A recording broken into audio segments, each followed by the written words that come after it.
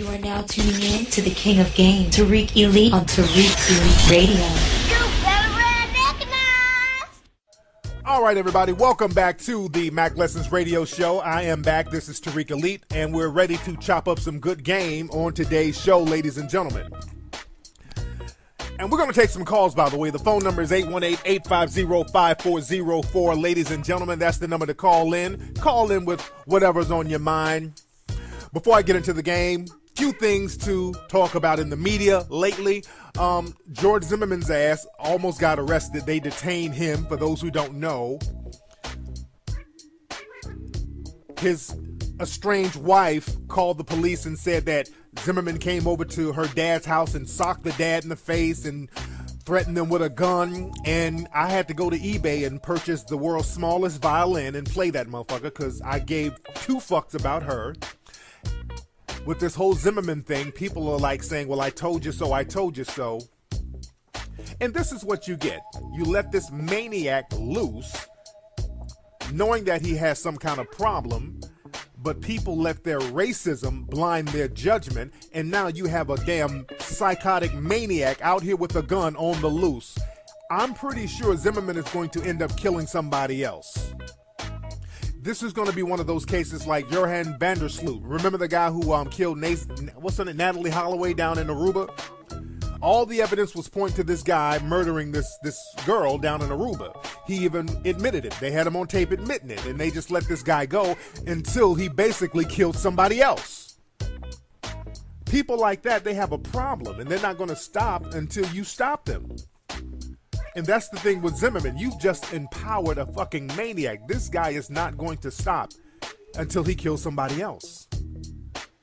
And that's karma. That's as Dick Gregory says, that's the universal God coming back and extracting vengeance. But I digress as far as that. As far as Dick Gregory, I just mentioned Dick Gregory. Dick Gregory is going to be in Hidden Colors 3, by the way. We're working on Hidden Colors 3 right now. We have the Kickstarter page up for Hidden Colors 3 right now, by the way, ladies and gentlemen. So go to Kickstarter.com, type in Hidden Colors 3, The Rules of Racism. That's the title of the new documentary. And you guys can donate and be involved and participate with the making of Hidden Colors 3. I think we're at like 15,000 in like a day, basically. Today is the second day. We launched it yesterday. We're already at 15,000. So we want to get 1 million of them things. So we need everybody to get involved because Hidden Colors 3 is going to be hot. We already got Francis Cress Welsing. We got Paul Mooney. We interviewed him for it. We interviewed Dick Gregory. I got pictures of all of them on my Facebook and my Twitter and my Instagram. Follow me on Twitter at Tariq Nasheed, Instagram at Tariq Elite. And we got a lot more surprises for people who's going to be in it. I'm telling you, this one is going to be hot. And if you have not seen the trailer, you can see it on YouTube. Just type in Hidden Colors 3, The Rules of Racism. Or you can just go to the Kickstarter page, but definitely be involved because this is going to be history, ladies and gentlemen, and this is going to be hot. But I digress. Did y'all hear about Mr. C, the DJ from, I think it's Hot 97 New York? This dude got caught yet again fucking with a trainee. This time the trainee was taping him and it's, hold on, let me play some for Mr. C. I mean, this is ridiculous. This dude keeps getting caught out there. Why don't this dude just come on out and just say, hey, this is what I am. Hold on. Let me play this. This for Mr. C. Hold on. You need to give it up. How about enough? Yeah, he just need to come on out the closet, man. The boys are his. I mean, this nigga loves boys. The boys are his. Just come on out the closet, Mr. C. This is embarrassing. This is just utterly embarrassing seeing this man every other goddamn week getting caught out there on the track with a transsexual, a gay dude, hermaphrodite. He's just doing any and every goddamn thing. Mr. C, come on out that closet, man. We'll accept you for what you are, bruh. But this is ridiculous, man. But I digress, man. Shout out to Hot 97. Shout out to Mr. C. Mike, just come on out the goddamn closet, man. This is just sad. This is just sad. Let's see who's on the phone right now. What's going on? Who's calling? Tommy. What's your name, bro? Tommy. Tommy? Yeah. All right, where you calling from, Tommy? Fort Worth. Fort Worth. What's on your mind, Tommy? Yeah, I just got a question, man. I was wondering, how do I go about trying to hook up with a supervisor on my job? How do you go about trying to hook up with a supervisor on your job? Now, how important is it to keep your job? Very important. Well, that's the thing, man. Do you really want to jeopardize that? Because let's say you holler at your supervisor and it works and everything pops off and things go bad. Do you think she's going to let you keep working there? I don't know. Probably not. Now, let's just say you try to holler at her and she ain't cooperating. Now, do you think the energy? Yeah. Do you think the energy is going to be fly at that job? So that's why I asked you how important is the job, because right now I know there's a lot of sexual tension going on, and when cats feel that sexual tension, you want to spit at your people, your coworkers, and all that. But if you really need that job, I would say don't even fuck with it. Now, if you got now if this is the kind of job, where do you work at? Let me say that. Where do you work? I work at a hospital. Okay, what do you do? You could be a janitor, or you could work in the cafeteria. I mean, what do you do at the hospital? Oh, I'm a patient care associate. You know, like a medical assistant type. Okay, yeah. So this is real. This is a real job here. You need that paper. You know, this is something you got to train for. So I wouldn't rock with that because you need your job. You dig? So there's sexual tension there. Just charge that to the game, but don't let that get you fucked up in the game, man. Just go ahead and do your work and get at some females outside of your workplace. You feel me? All right, man. All right, man. Thanks. Y'all got to be very careful about that, man. I know that sexual tension builds up. Now, if you don't give a shit about the job, fuck everybody up there. Just get with all the women. But if you need that paper, don't risk it right now. What's up? Who's calling? Yo, what up, Flex? M-Dot in Atlanta. What's up, man? M-Dot, how you doing, player? Man, hanging in there. What's the word? Man, just keeping it P.I. till I D.I., keeping it macking, stacking. What's going on with you, player? Man, not too much, man. Let me ask you a question for the fall, man. What advice did you give to the players this season for the fall, like how to switch their game up, as far as like, getting one consistent female on the team rather than having a bunch of random women? Well, what you got to do, man, brother's going to have to start doing some import game. That means you're going to have to start bringing them in from different cities if there's a dry pool where you live. Because a lot of times, a lot of these cities, there's a drought as far as real thorough women. So there's nothing wrong with importing a couple of dimes, importing a couple of bad ones, and just going to different cities and campaigning. Right now, we got to use the whole country as your platform to campaign. Because, again, some of these cities are real dry. You go to cities where just all the women are whack, and then you go to cities where all the dudes are whack. So it goes both ways. So cats got to get out there and hit the road, man, if it's not popping in your city, especially in Atlanta. Now, there's a lot of good cooperation in Atlanta, but the thing is you got to shift through all the goddamn bullshit down there to get to the thorough ones. But you just got to campaign a little harder. You feel me? Exactly. Thanks. I'm going to donate for Henry Coast 3, too. Yes, sir. Much respect, brother. Yes, indeed. Yes, indeed. And back to the guy who called earlier about hollering at the women at his job. And that another thing you got to be careful about, being a brother at work and trying to put your bid in with certain females. See, that can go all types of different ways because certain women can use that to run to H&R, to Human Resources, to say that you harass them and they can try to get some money about the company. You know what I'm saying?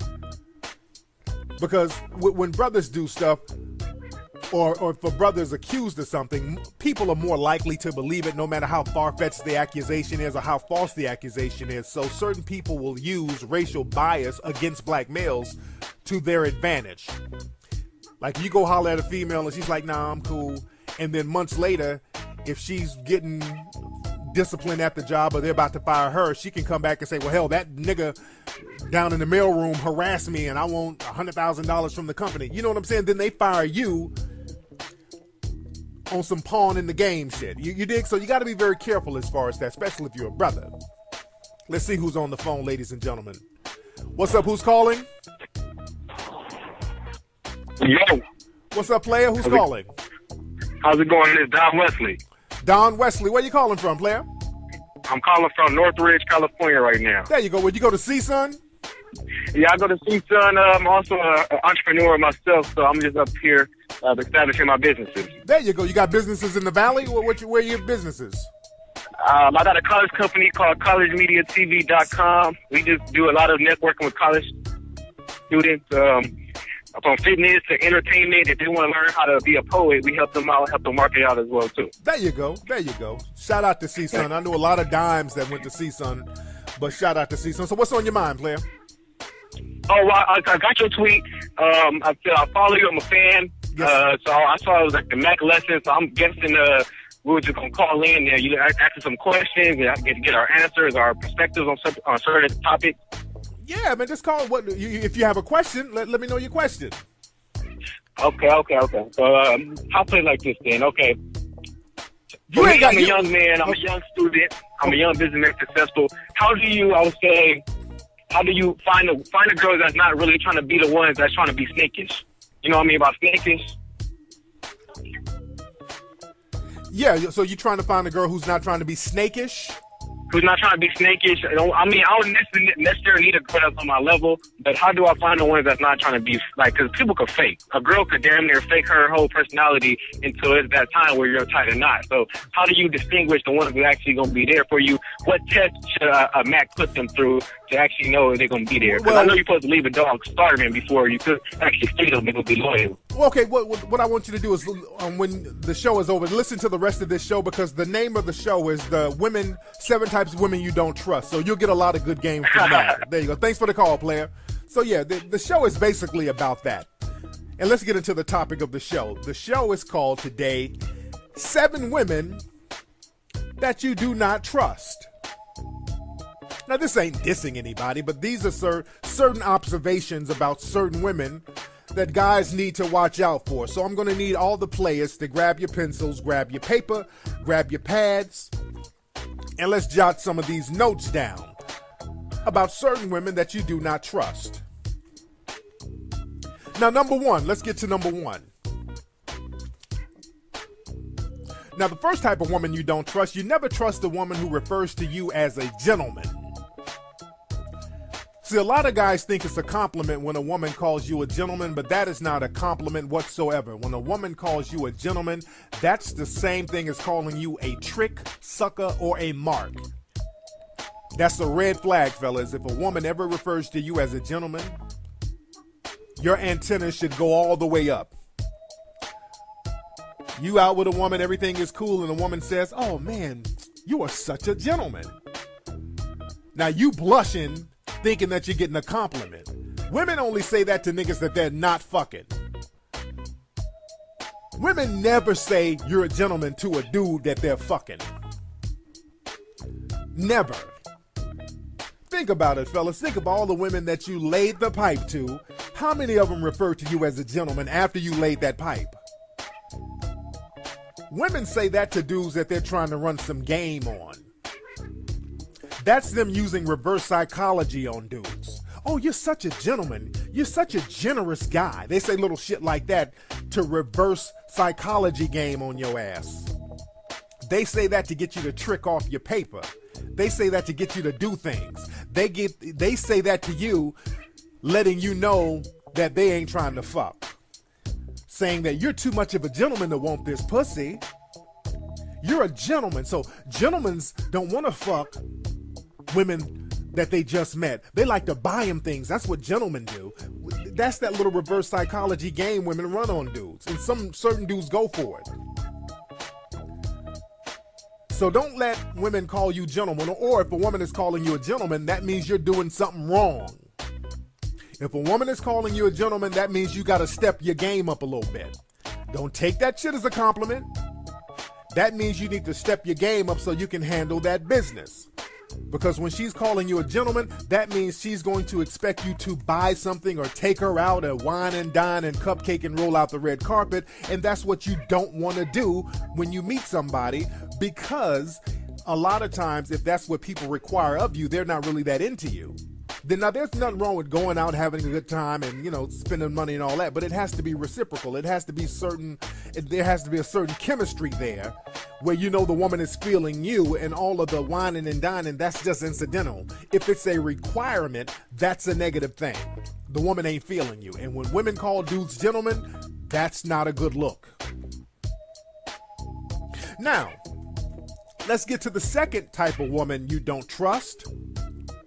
Speaking of going out, the second woman you don't trust when you are going out, fellas, that's the attention stank. That's the female who's at the club dressed real stank, real slutty, doing real freaky shit.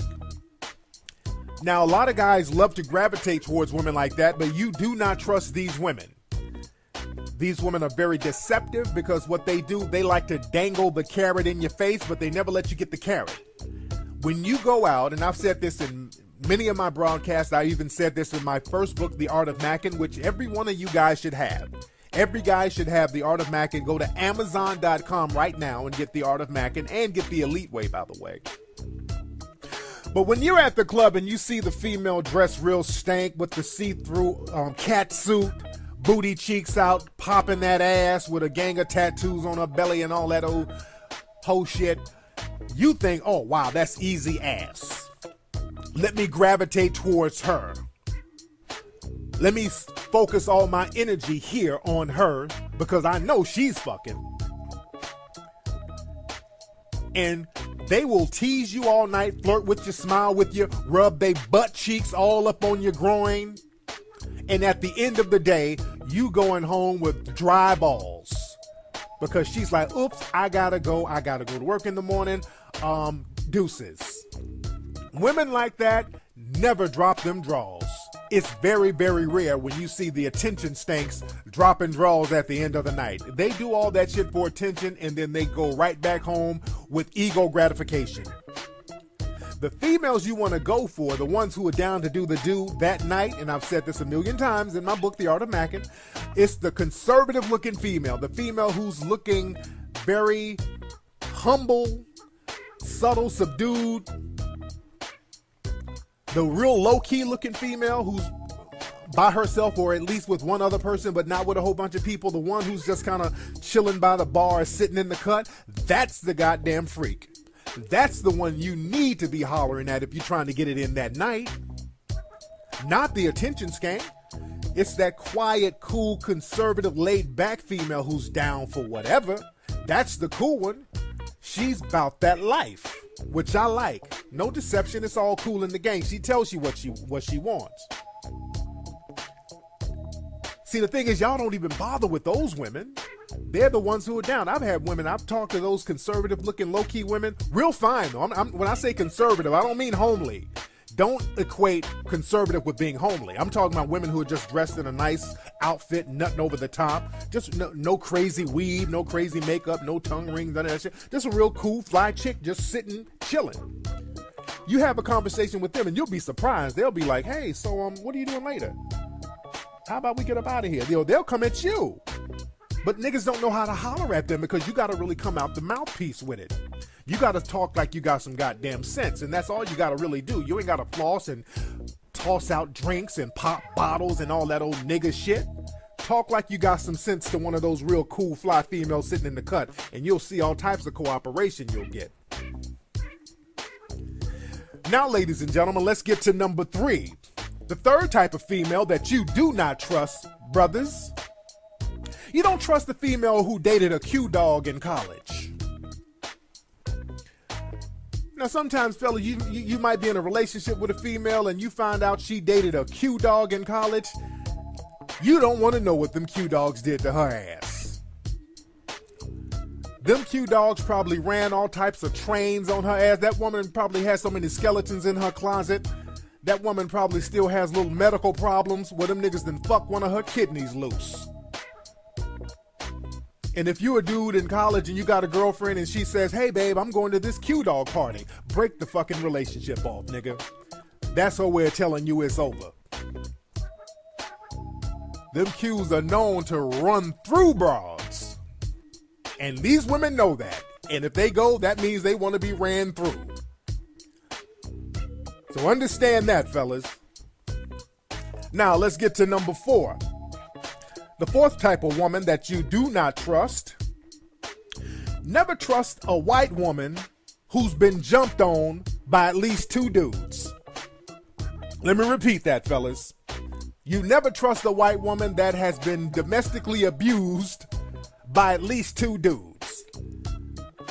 Because I've met white women before, and these white women will complain that every dude they dated jumped on them or beat them up or some shit like that. Now, I'm not excusing anybody for beating somebody up. That's not cool. But the thing is, if the woman is the common denominator, especially if she's a white woman, because white women are generally easygoing. Now, sisters get jumped on or beat up because sisters be instigating fights all the time. Sisters say real slick shit to people and, shit happens.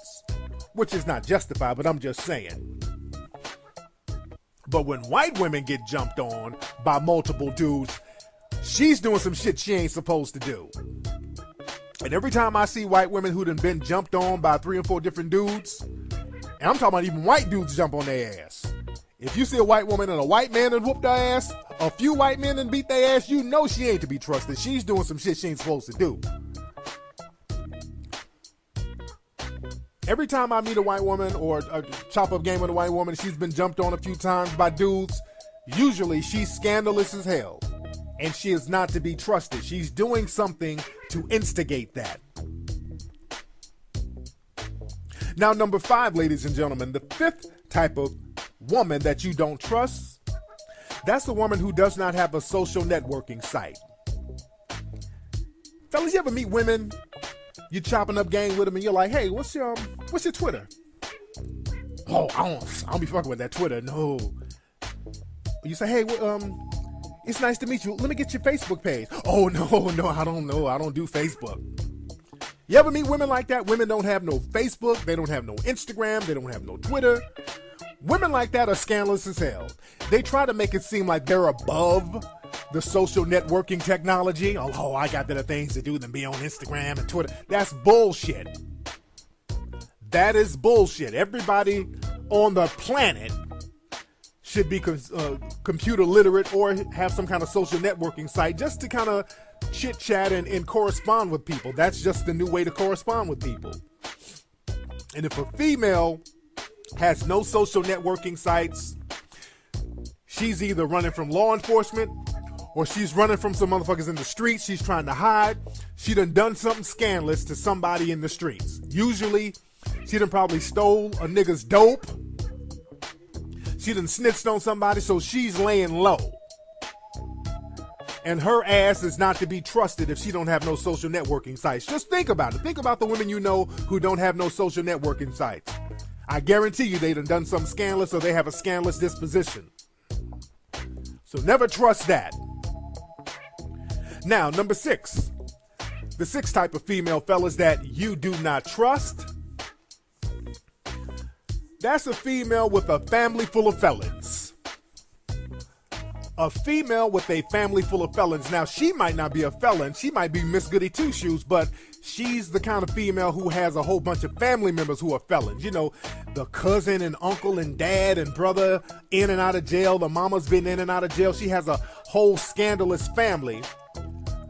But she's the Miss Goody Two-Shoes. Now, even if she is Miss Goody Two-Shoes, you got to watch out for her and the kind of information she's giving about you if you choose to date her. Because the thing is, a lot of people, their family can do no wrong no matter how dirtbaggish they are. In certain people's minds, their family can do no wrong. So she might have a felony-ass brother who's fishing for information about you. So he's talking to the girl you're dating.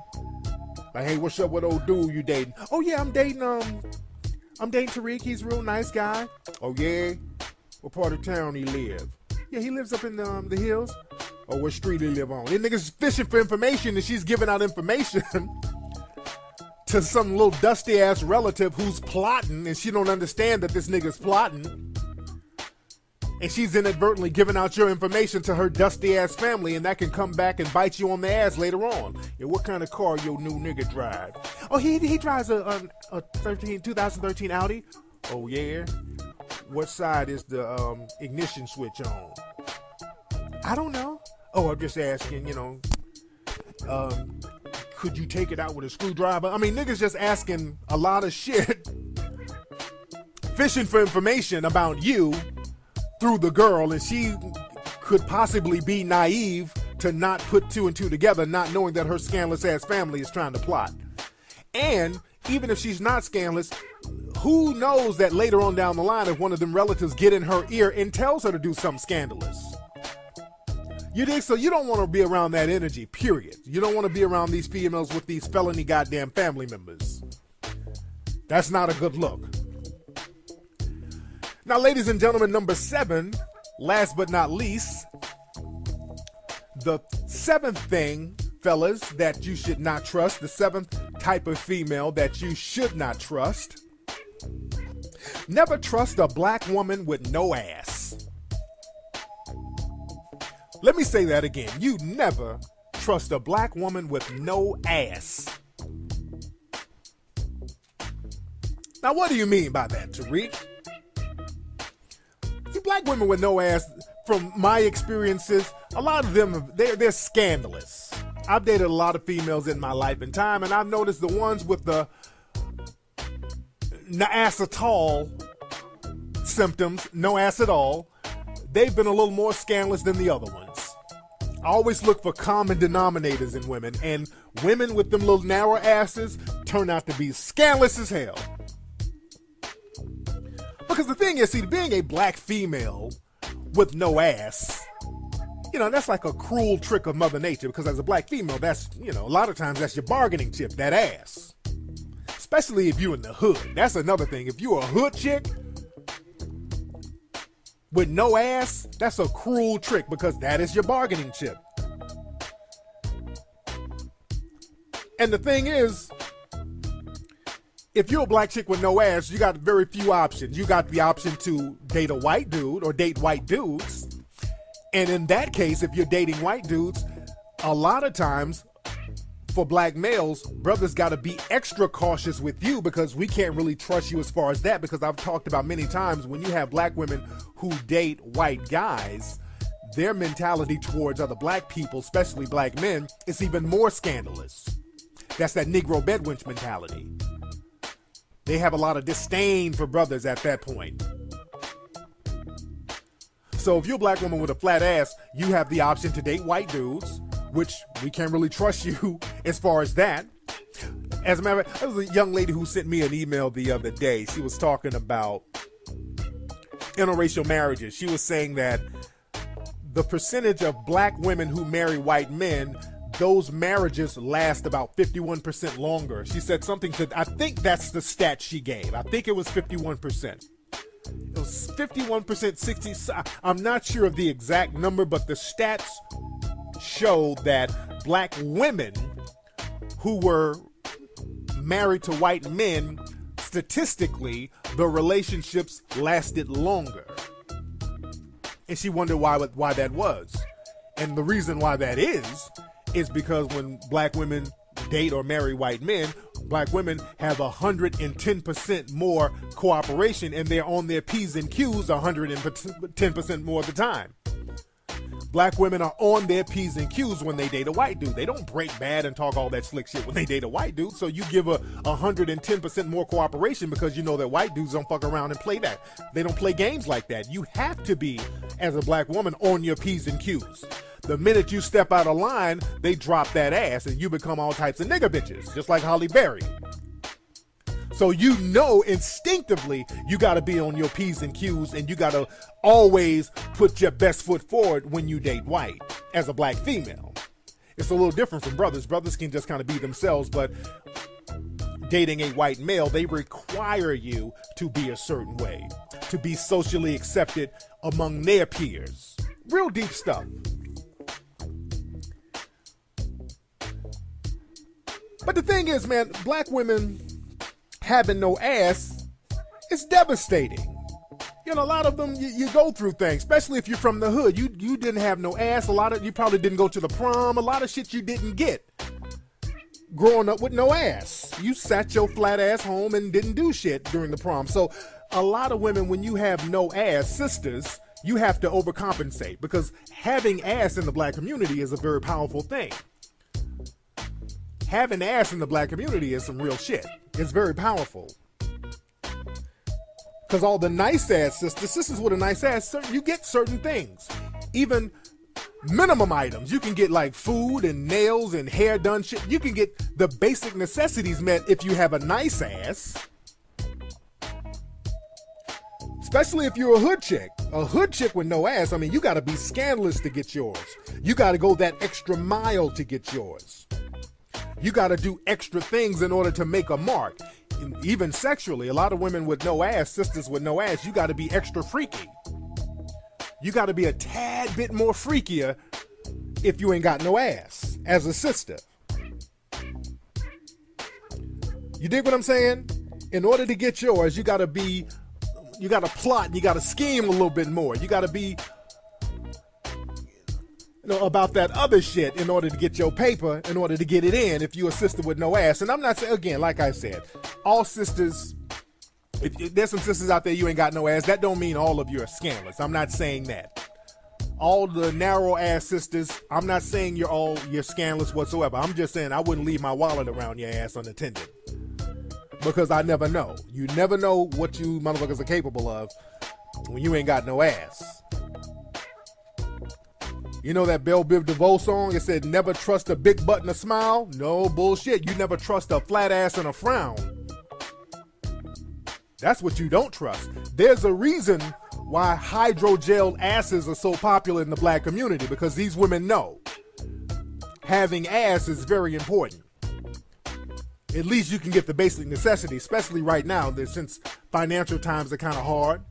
In the hood especially, you need whatever bargaining chips you can get. The hydrogel companies and the bootleg hydrogelers are making a grip right now, because these women know having no ass is just not the business, especially on a basic necessities level. That's why I don't trust women with no ass. Sisters with no ass. I do not trust sisters with no ass. If you ain't got no ass, you better do some squats or get some muscle in that ass or something, so you don't be trying to plot and scheme and do scandalous shit.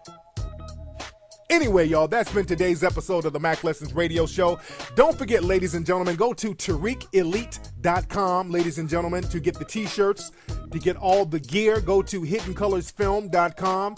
Go to Kickstarter right now, ladies and gentlemen, and donate to the film Hidden Colors 3. We're working on it now, ladies and gentlemen. Follow me on Twitter. Follow me on Instagram. Twitter, Tariq Nasheed. Instagram at Tariq Elite. I'm going to holler at you guys Sunday on Ustream. Peace.